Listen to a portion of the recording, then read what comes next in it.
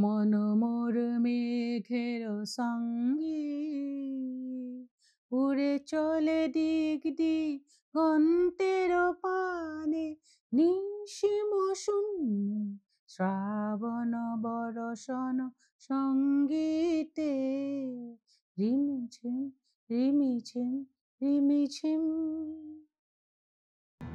এইটো এটা নতুন ছিৰিজ। নীৰা পুতি সুবৰ্ণ, মই আৰু অনেক বিষয়, অনেক প্ৰশ্ন, অনেক পথ। আজি প্ৰথম পৰ্ব, ৰবীন্দ্ৰনাথ, মোৰ জীৱন আৰু আত্মীয় হেৰুৱাই দিশাহাৰা হৈ পৰা শিশুবোৰ। জীৱন জুৰি কঢ়িয়াই অনা সপোন আৰু ইচ্ছাবোৰক এতিয়া মুক্ত কৰাৰ সময়। হয়তো আপোনালোকৰ মনলৈ এটা প্ৰশ্ন আহিব পাৰে, সপোনবোৰনো কোনে বান্ধি ৰাখিছিল যে সেইবোৰ পূৰণ কৰি মই মুক্তি দিব লগা হৈছে? উত্তৰবোৰ মোৰ ওচৰত আছে। সময়ে দিয়া প্ৰজ্ঞাই এতিয়া জীৱনটোক যেতিয়া নতুন দৃষ্টিকোণৰ পৰা চাবলৈ শিকালে, যেতিয়া নিজৰ ওচৰলৈ আহিবলৈ সময় পালোঁ, তেতিয়া উত্তৰ বিচাৰি নোপোৱা, নিজক কাহানিও নুসুধা, সুধিব লাগে বুলি নজনা আৰু মনৰ গভীৰত লুকাই থকা প্ৰশ্নবোৰো আহি উত্তৰ বিচাৰি ওচৰত বহিলহি। কম সেইবোৰ কথা। আপোনাৰ কাৰণেও মোৰ প্ৰশ্ন এটা আছে। আপোনাৰ বাৰু নিজৰ সকলো সপোন, যিবোৰ সপোন পূৰ কৰিব পৰাটো সম্ভৱ, সেই প্ৰতিটো সপোনেই পূৰ্ণ হৈছেনে? মোৰ যেনেকৈ ৰৈ গৈছে, তেনেকৈ কোনো সপোন এতিয়াও পূৰ্ণ নোহোৱাকৈ ৰৈ গৈছেনে? পৰি আছেনে মনৰ কোনোবা কোণত নিৰন্তৰ অৱহেলা আৰু বিস্মৃতিত? কি আছিল সেইবোৰ বান্ধোন যি আত্মিক ইচ্ছা আৰু সপোনবোৰ বান্ধি ৰাখিছিল আৰু ৰাখি থৈছে? আপুনি নিজেই, নে আন কোনো কাৰণে, নে আন কোনোবাই? উত্তৰবোৰ জানো বিচাৰি উলিয়াব নালাগিব? পৰিৱেশ, পৰিস্থিতি আৰু জীৱনৰ অভিজ্ঞতাই সৃষ্টি কৰা শৰীৰৰ আৰু মনৰ ভিতৰৰ ক্ষতস্থানবোৰ জানো শুকুৱাই পেলাব নালাগিব? নিৰাময় জানো নালাগিব আমাক, আপোনাক? প্ৰশ্নৰ বাবেই মাত্ৰ প্ৰশ্নবোৰ নহয়, ক্ষতস্থানবোৰ শুকুৱাই নতুন জীৱন বিচাৰি লোৱাৰ বাবেই এই যাত্ৰা আপোনালোকৰ সৈতে।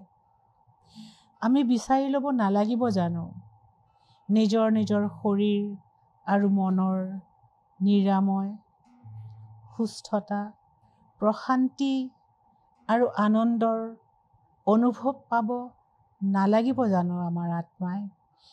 পিঞ্জৰাত বন্ধ সকলো কথা খুলি আনি আকাশত উৰুৱাই দিব নালাগিব জানো?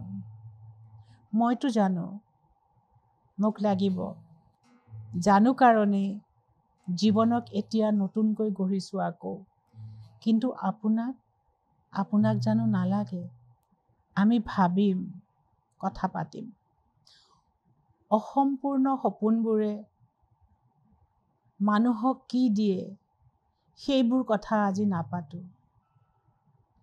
আৰম্ভ কৰোঁ শৈশৱৰ পৰা। আপোনাৰ শৈশৱ, মোৰ শৈশৱ, পুতি আৰু সুবৰ্ণহঁতৰ শৈশৱৰ মাজতেই বিচাৰি চাওঁ শিশু মনৰ অভ্যন্তৰ, দুখ, সুখ, প্ৰশ্ন আৰু মানসিক জটিলতাৰ বীজবোৰ। বিচাৰিম নিৰাময়, হিলিং।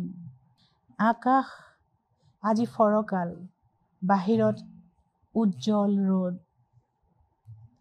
মোৰ শৈশৱতো ফৰকাল আকাশ আৰু উজ্জ্বল ৰ'দৰ মুহূৰ্ত আছিল। আপোনাৰো নিশ্চয় আছিল। শৈশৱটো তেনেকুৱাই, এই ৰ'দ, এই মেঘ, এই বৰষুণ। ৰ'দ পালেই ভাপ হৈ উৰি যোৱা নিয়ৰৰ দৰে মুহূৰ্তৰ আৱেগবোৰ, অনুভৱবোৰ, কষ্টবোৰ। কিন্তু সেয়াই জানো শেষ কথা? শিশুৰ মনতো নাথাকে জানো পোহৰ নপৰা ঠাই, য'ত গোট খাই থাকে হাজাৰ নোকোৱা কথা, যন্ত্ৰণা আৰু প্ৰশ্ন। মোৰ আছিল। নিজক দেখিছোঁ কাৰণেই মই বুজো, যেনেকৈ বুজো পুতিহঁতক। পুতিক মনত আছেনে? মায়াবৃত্তৰ সেই পুতি। পুতিৰ জীৱন পুতিৰ দৰে নোহোৱা হ'লে নীৰা জানো নীৰা হ'লহেঁতেন? মায়াবৃত্তত মোৰ উপন্যাসৰ অনেক চৰিত্ৰত মানুহৰ মনৰ হাজাৰ ছবি আঁকিলোঁ। সকলো সামৰি ল'ব পাৰিছোঁ বুলি কেতিয়াও দাবী নকৰোঁ। মোৰ কাৰণে সম্ভৱো নহয়। কাম আৰু অলপ কৰিবলৈ বাকী আছে। নতুন চৰিত্ৰ সৃষ্টিতকৈ বিভিন্ন জটিলতা আৰু প্ৰশ্নৰ সমাধান বিচৰাৰ কাম। আজিৰ সময়ত নতুন পিতৃ-মাতৃসকল সজাগ হৈছে। কোন পিতৃ-মাতৃয়ে বিচাৰে সন্তানৰ জীৱন জটিল হওক, অসুস্থ হওক? ময়ো বিচৰা নাছিলোঁ। বহুত কথা বুজিও জানিও মই বহুত ভুল কৰিছিলোঁ। কোনো শিশুৱেই ঘৰ আৰু চৌপাশৰ পৰিৱেশ কেনে হ'ব সেই কথা ঠিক কৰিব নোৱাৰে। সেয়া অভিভাৱকৰ হাতত। সেই শিশুৰ মনত আনৰ ভুলৰ বাবে লাহে লাহে এন্ধাৰ গোট খায় আৰু সেই এন্ধাৰ গুচোৱাৰ বাট বিচাৰি নাপায় এন্ধাৰবোৰ লগত লৈ ডাঙৰ হয়। এন্ধাৰবোৰ গোট মাৰে আৰু গম্ভীৰ আৰু ঘন হৈ গৈ থাকে। আমি বিচাৰো তেনে নহওক, কোনো শিশু তেনেকৈ ডাঙৰ নহওক। ময়োতো সেয়াই বিচাৰো। আপুনি জানো নিবিচাৰে? নিজৰ ভিতৰলৈ মন দি চালে আপুনিও জানো নেদেখে আঘাত পোৱা ঠাইবোৰ, কাহানিও নুশুকোৱা ক্ষতস্থানবোৰ? আপুনিয়েই মোক কওক, আমাৰ জানো এটা সুন্দৰ জীৱন প্ৰাপ্য নহয়? মই নিজৰ ভিতৰত প্ৰৱেশ কৰি নিজক বিচাৰি চাইছোঁ, বুজিছোঁ, শিকিছোঁ আৰু নিজৰ বাবে এটা মনে বিচৰা জীৱন গঢ়ি লৈছোঁ। নিজৰ বাবে এটা বাট গঢ়ি লৈছোঁ। নিজৰ ভিতৰৰ এন্ধাৰবোৰ গুচাই পোহৰ কৰিছোঁ। কেনেকৈ কৰিলোঁ সেই কথা কম, কিন্তু কম আপোনালোকৰ মন, শৰীৰ আৰু জীৱনক আগত ৰাখিহে। আৰু অনেক বিষয়, অনেক প্ৰশ্ন আৰু অনেক পথৰ কথাও পাতিম, যিমানখিনি সম্ভৱ হয়। আজি নিজৰ কথা অলপ কওঁ। আজি মাত্ৰ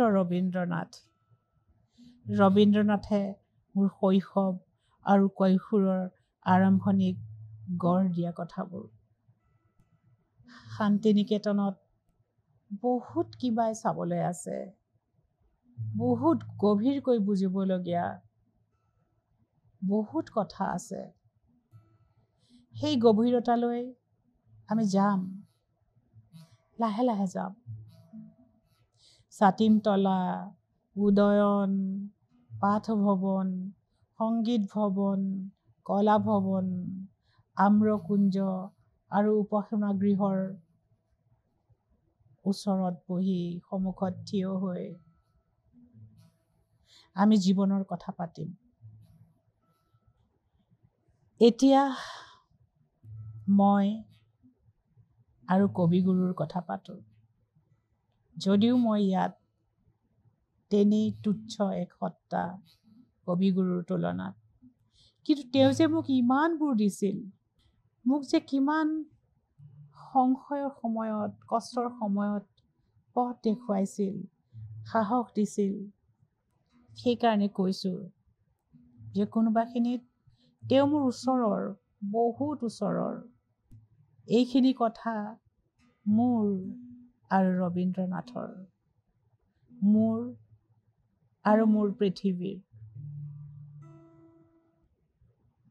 কৈছোঁৱেই, কৈশোৰত বহুত সুন্দৰ মুহূৰ্ত আছিল, আৰু তেনেকুৱা সময়তে ৰবীন্দ্ৰনাথক মই হঠাতে এদিন বিচাৰি পাইছিলোঁ এটা গানৰ মাজত।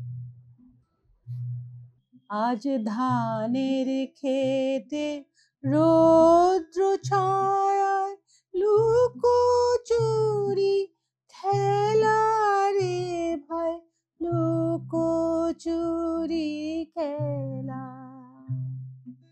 নীল আকাশে কে ভাসালে সাদা মেঘের ভেলা রে ভাই, লুকোচুরি খেলা। ৰ'দ আৰু ছায়াই লুকা ভাকু খেলা সুগন্ধি ধানৰ পথাৰৰ আঁকি দিছিল বন্ধ ঘৰৰ বাহিৰলৈ আহি উদাৰ প্ৰকৃতিৰ সৈতে আনন্দত মগন হোৱাৰ ছবি। এনে লাগিছিল সেয়া যেন মই। আনন্দই আছিল তেতিয়াৰ শৈশৱৰ মাটিৰ প্ৰধান অনুভৱ।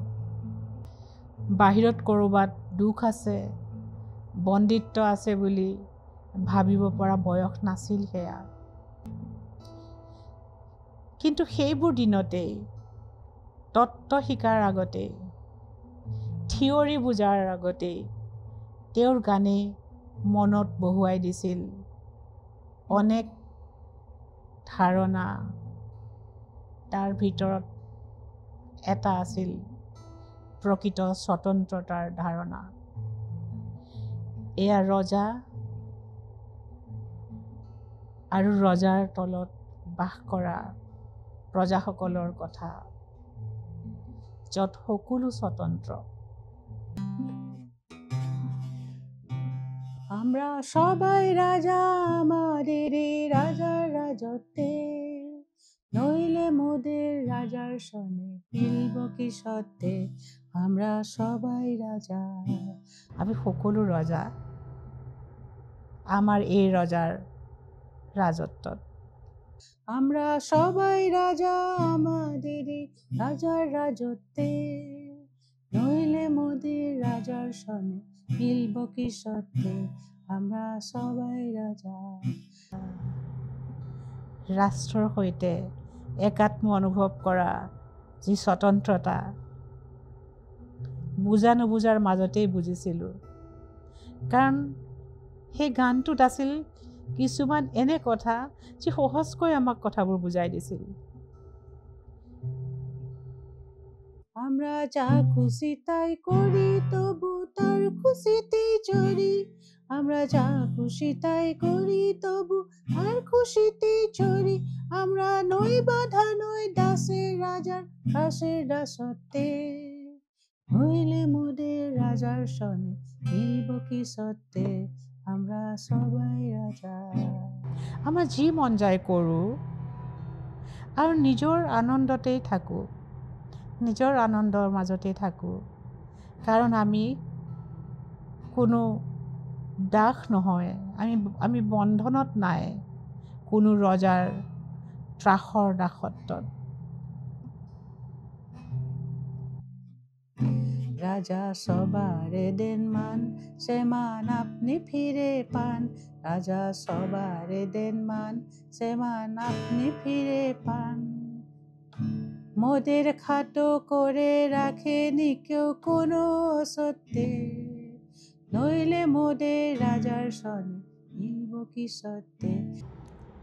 কাৰণ সেই ৰজাই, আমাৰ সেইজন ৰজাই সকলোকে সন্মান দিয়ে। সেইকাৰণে ৰজাৰ দৰে প্ৰজাবোৰেও তেওঁক সন্মান উভতাই দিয়ে। আমরা চলবো আপন মতে, শেষে মিলব তারি পথে। আমরা চলবো আপন মতে, শেষে মিলব তারি পথে।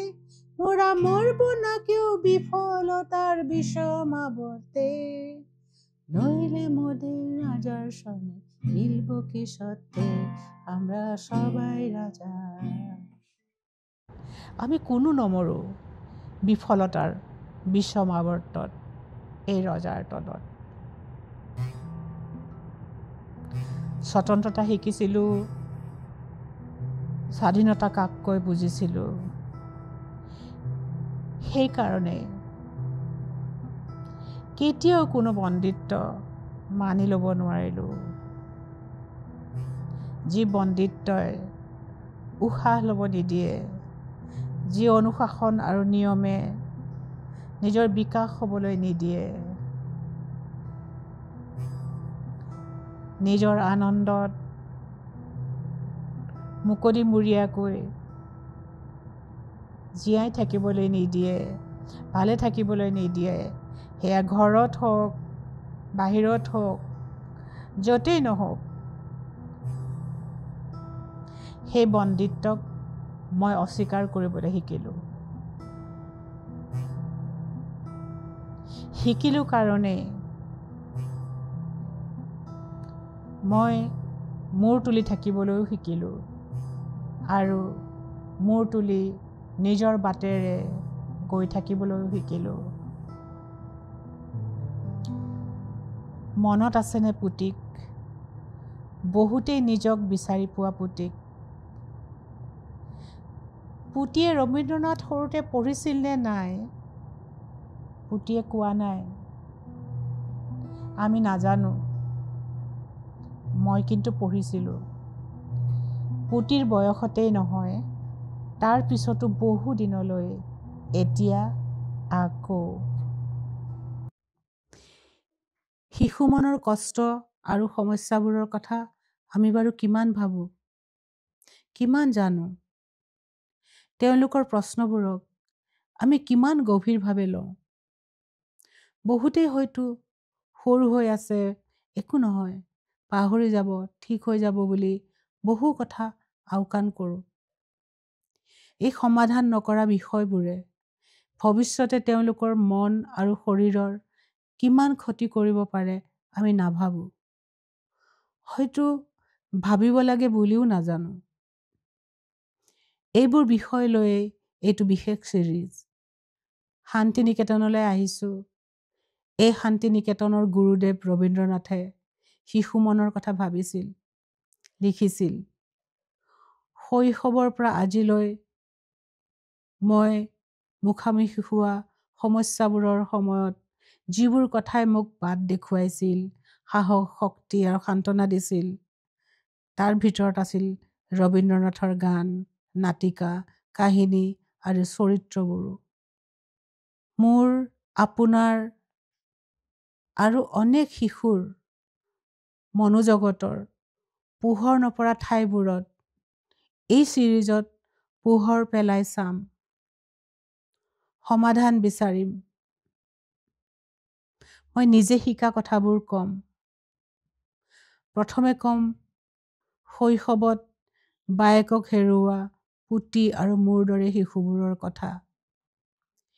হৃদয়ৰ সৈতে বান্ধ খাই থকা আপোনজনৰ মৃত্যু দেখা শিশুবোৰৰ কথা। তাৰ ভিতৰত আছিল ৰবীন্দ্ৰনাথো। আজি এই পৰ্বৰ খণ্ডটো এইখিনিতে সামৰোঁ। শান্তি নিকেতনৰ ভিতৰত ৰ'দৰ তীব্ৰতা বাঢ়িছে। এতিয়া অলপ জিৰাম। তাৰপিছত কম কেইটামান কাহিনী। কম সেই কাহিনীবোৰে মোক কি দিছিল, কি দিব পাৰে এটা নিৰ্মল মনৰ প্ৰতিৰোধহীন শিশু।